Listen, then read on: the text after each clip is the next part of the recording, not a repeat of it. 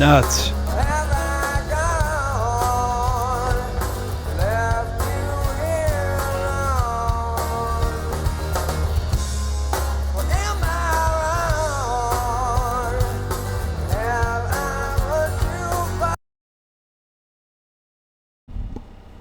Hey guys, welcome to When There Was Talent. Today's video, Alice in Chains Wood.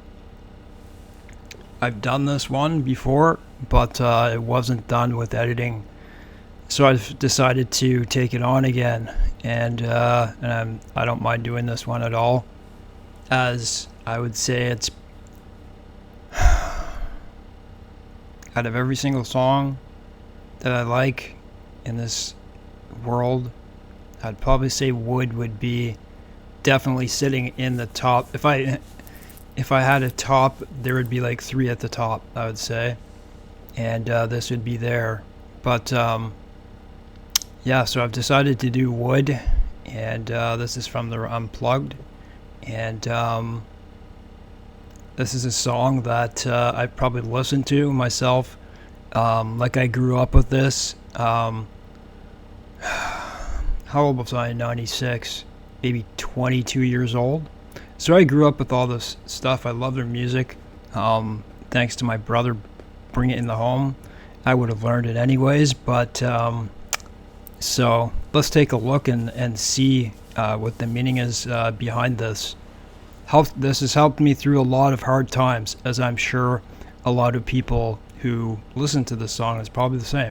Throughout the years, I was never the type of person who, because, you know, like when this came out, and obviously I could have checked later about, you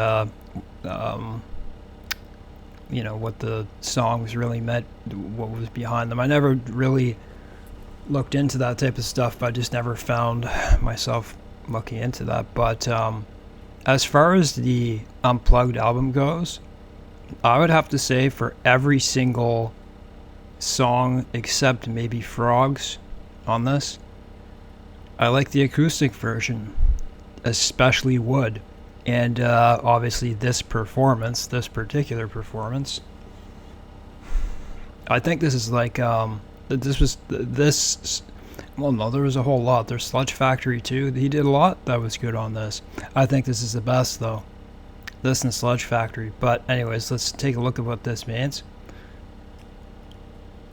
And, you know, before I even read any meanings behind it, I usually just guessed it was about something to do with drugs, and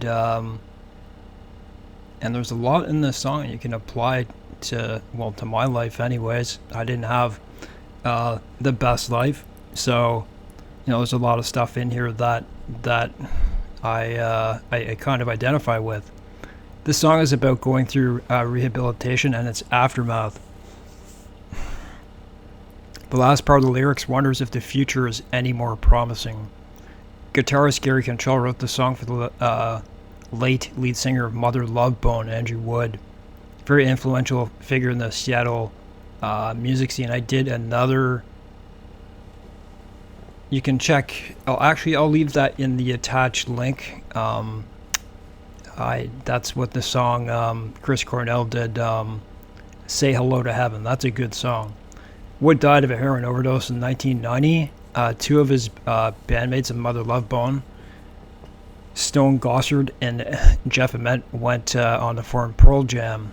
In the liner notes from the 1999 Music Bank Alice in Chains box set, Cantrell wrote that the song is about Wood, but also about those who judge Wood's drug issues. But I always hate people who judge the decisions others make, Cantrell writes. So it was directed towards people who pass judgments. Huh, who would have known? Sadness and drug addiction played a big part in the band's music for the rest of their career.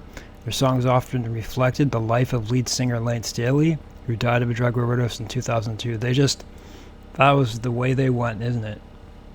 Too bad. You know, like Jimi Hendrix, and you think of Jim Morrison, right? It's just the way, and they were the top dogs, right?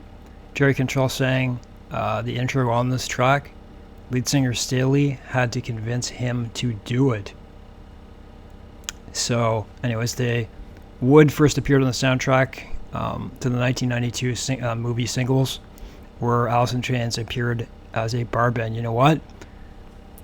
Except for bands like the Beatles, stuff like that, Claire de Lune, where they always play that in the background in a movie.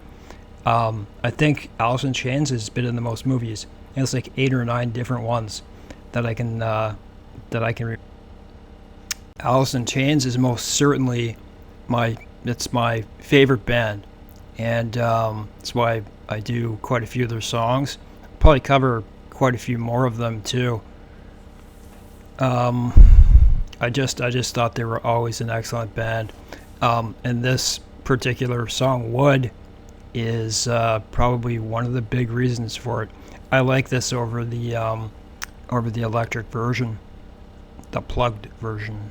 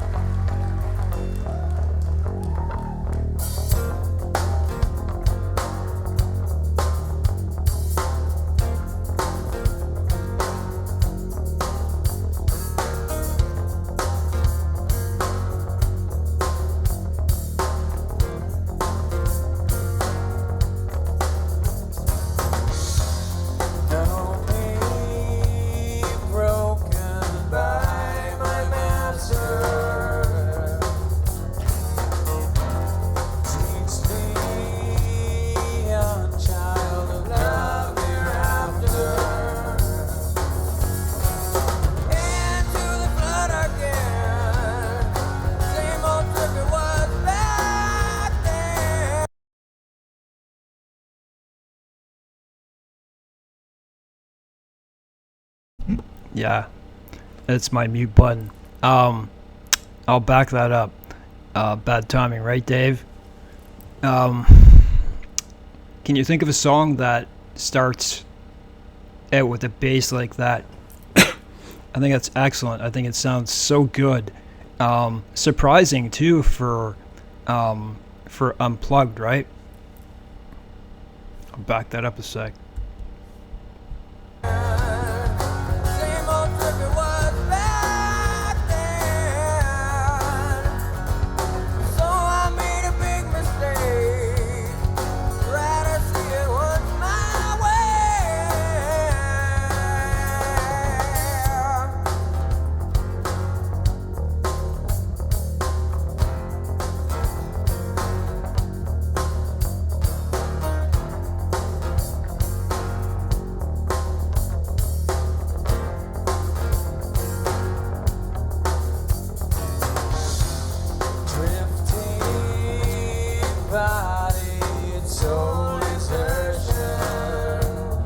The duets are so nice.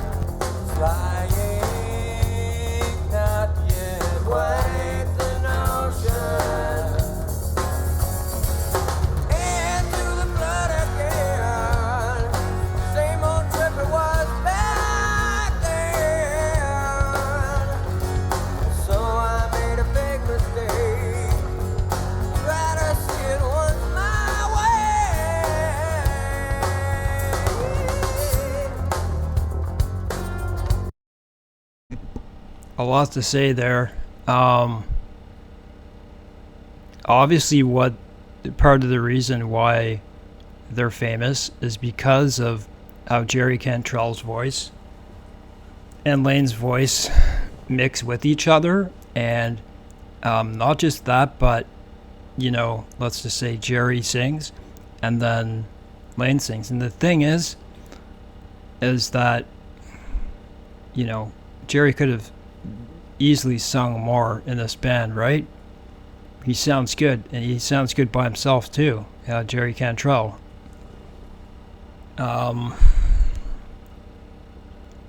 And also,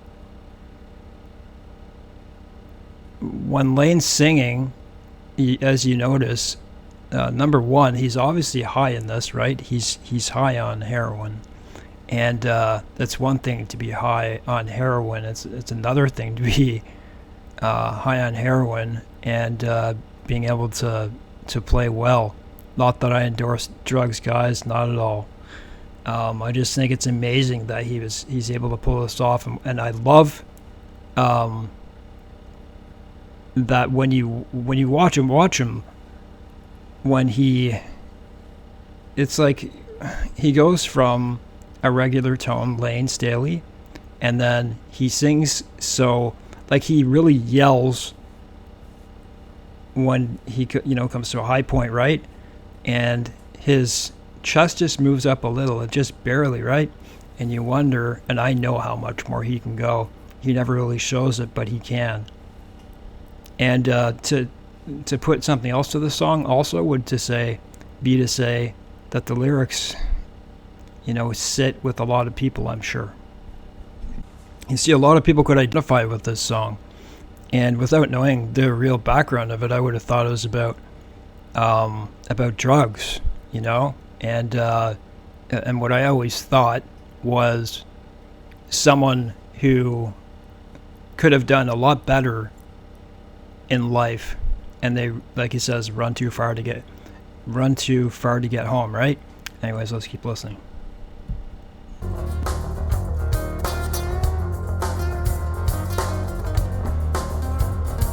I'm gonna back that up.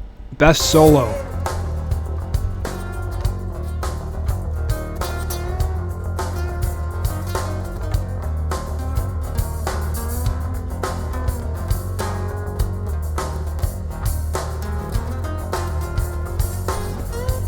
Underrated solo.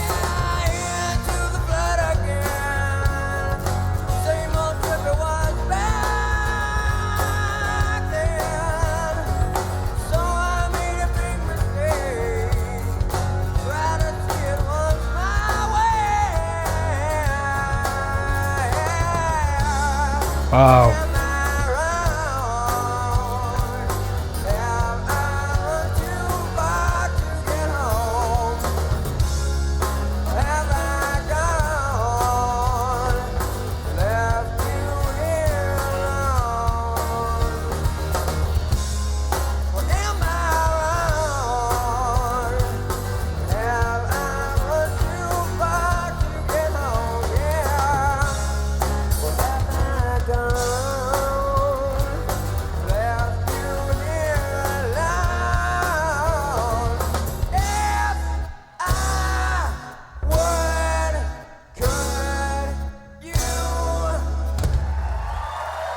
Wow, a lot to say about that song, right? This is one of those songs I figure that will never go out of style. I don't think it would go out of style in 60 years. Maybe 62, but yeah. If I look uncomfortable, I pulled my back, just so you know. I think the singing was top tier, absolutely. Quite a performance for someone who's taking not just any drug, right? They're on heroin. And I also read, I should have read that part too, in this Unplugged, while they were doing Unplugged, Jerry that day, so when he's sitting there playing guitar and singing, he's got food poisoning. So Jerry, right? He wants to push through, right? I can't imagine, having such a popular group and the lead singer's always sick and stuff like that. But anyways, the drumming was good, the singing was good. Obviously the duet of Jerry and Layne. I don't say this much. I have autism, and with no intelligence deficits. And I see music, and I find people with autism see music differently, hear music differently. And one thing I pointed out was, most people get sick of hearing something, after, let's say you like the song Wood, right? You listen to it 7 times and you're like, I don't want to hear it again. That's not me. I can keep doing it. But, I guess eventually I would get sick, but I could probably hear this 50 times in a day and still, this is what I meant to say, get the same feeling inside from it. And sometimes I take parts, like my favorite part in this song is where, and that's another added part which I like to the structure of the song, which is